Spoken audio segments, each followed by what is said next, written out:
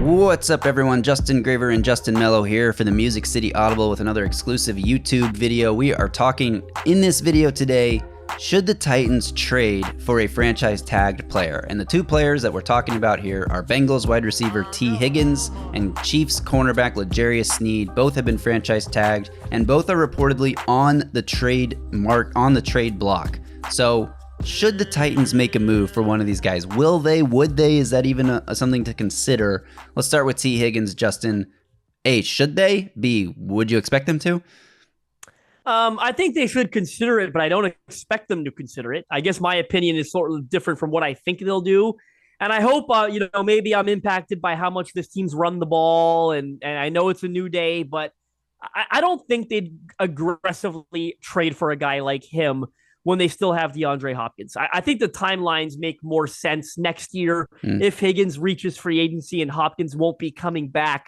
I think they sort of sign him maybe as Hopkins' replacement. I just don't think they're going to go out and make a super aggressive trade for a receiver that's going to come here and be like, hey, I want to be fed the football as well, right?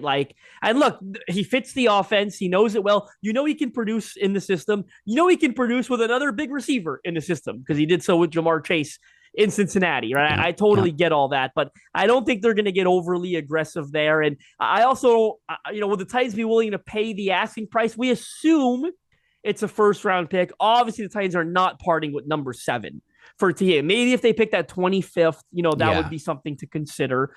But part of me does wonder, and this wouldn't follow precedent, so I don't want to go too deep, but how deep this receiver class is. Would the Bengals consider 38, for Tee Higgins if they got desperate enough?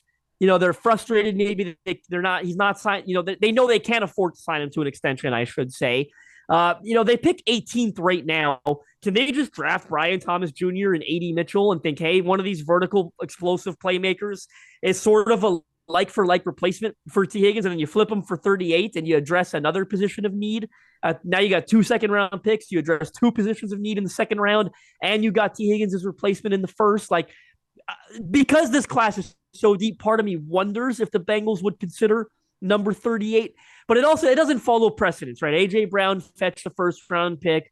Devontae Adams fetched what he fetched. Tyreek Hill, all these receivers that have been traded the last couple of years fetched the first-round pick and more. And Tee Higgins belongs in that company. So ultimately, I think the Bengals either hold out for a first-round pick or they just play him this year, extend their Super Bowl window by another year. He gives them a better chance to win a Lombardi, and then just take it on the chin. He walks the following year, get a third-round comp for him back. So we'll see what they decide. But at this point, I think I'm leaning towards they just keep him. Yeah, I would lean that way too. And everything you just said is interesting. I mean, the precedent of a first-round pick weighed against, if you don't trade him and you just let him walk, sure, you get him for one more year. You get a chance to make another potential Super Bowl run with Tee Higgins on your team. But if you let him walk, how does that affect the future construction of your team as opposed to this current year? And that's something the Bengals will have to weigh. Ultimately, I don't think the Titans will be willing to give up more than pick 38. And ultimately, I don't think the Bengals will be willing to trade Higgins for less than that. Maybe you see a situation like A.J. Brown where he gets traded on draft night when, the team that is trading for him does give up pick 20 or something, and the Bengals know exactly who's on the board and who they could potentially take to replace him. Could see a scenario like that. But ultimately, as well as he would fit in the offense, and as much as he said he wants to play in Nashville and he's from the area and he knows Brian Callahan, I just don't think that is going to happen this offseason. So that's my thoughts there. When it comes to cornerback L'Jarius Sneed for the Chiefs, I think the Titans should be interested. They have an obvious need at corner. L'Jarius Sneed would help any NFL team that he went and played for. I mean, there's no team that wouldn't be able to use him. Great player. Titans have the money to pay him. What the Titans don't have is the draft capital to go get him.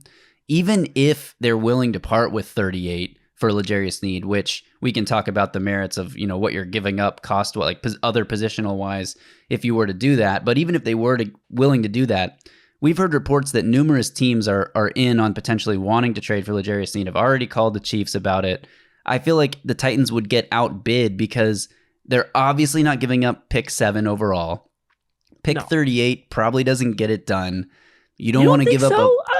I don't think so. He's not because the Chiefs wouldn't do it, but because somebody else out there is going to be willing to give up pick 27 for him. You think so? That's a high pick for a corner. I mean, I love corners. I'm not saying it's a non-premium position, but I don't know that a team's going to give up a first rounder for him. I don't know about, maybe not a first rounder, but I could see a team being willing to give up a second and a fourth, or a third and a fourth, or a third and a fifth. And the Titans just simply don't have enough picks in this class where they need to address multiple positions. You don't want to give up future picks for him, because then you're hurting your ability to build going forward around, like you said, a rookie quarterback contract and Will Levis. I don't know if that is something the Titans can part with when they have so many holes to fill, and you hope that they are able to draft more players. If they have to give up 2 picks, if they have to give up 38 for him, I just think there's going to be another team willing to pay a little bit more, because he is such a good player. And if you want to talk about what you're giving up at 38, I think, everyone thinks the Titans are going to go wide receiver, tackle with their first 2 picks in some order. If you trade 38 for a cornerback, then you're giving up the chance to draft one of those 2 positions, and it kind of pigeonholes you the other way. And unless you can do a lot in free agency to not need a tackle, which we know the options in free agency are limited there, I just don't see how it makes sense for the Titans to trade for Sneed. I agree with you. Like, I'm a huge fan of his. He's the bona fide number 1 corner this defense needs. I think Denard Wilson would love coaching him. He's like a super competitive, with like a mid-round draft pick, huge chip on his shoulder, feisty guy. Like, he just fits the profile of this defense and what they're trying to build on that side of the ball.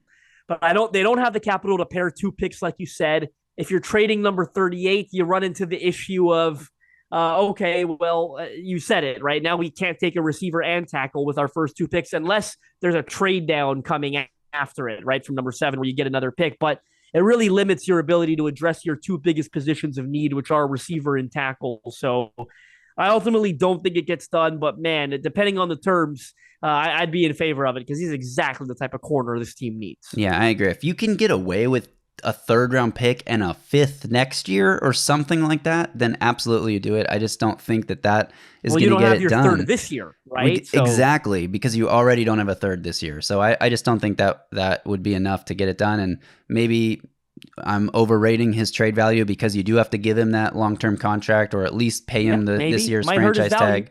But the other factor there is we're talking about wide receiver and tackle at 7 and 38. Those are the 2 deepest positions in the draft. Those might be the 2 weakest positions in free agency. So you're not going to be able to, most likely, unless you pay top dollar for the top guys, you're most likely not going to be able to fix either of those positions fully in free agency. And you'd like to have the draft pick to do that. Agreed. So I think ultimately we're both saying probably not to either guy. More unlikely Tee Higgins, Sneed a little bit more likely, but still probably there's not enough there to get it done. So I think that is where we come down on these 2 potential trades.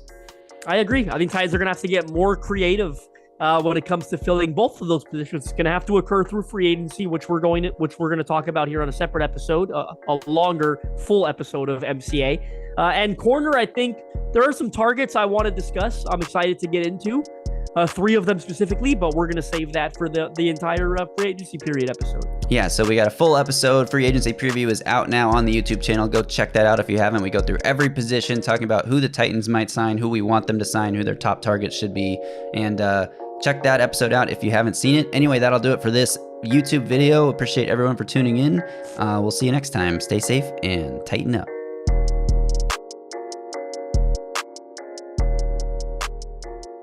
A Broadway sports media production.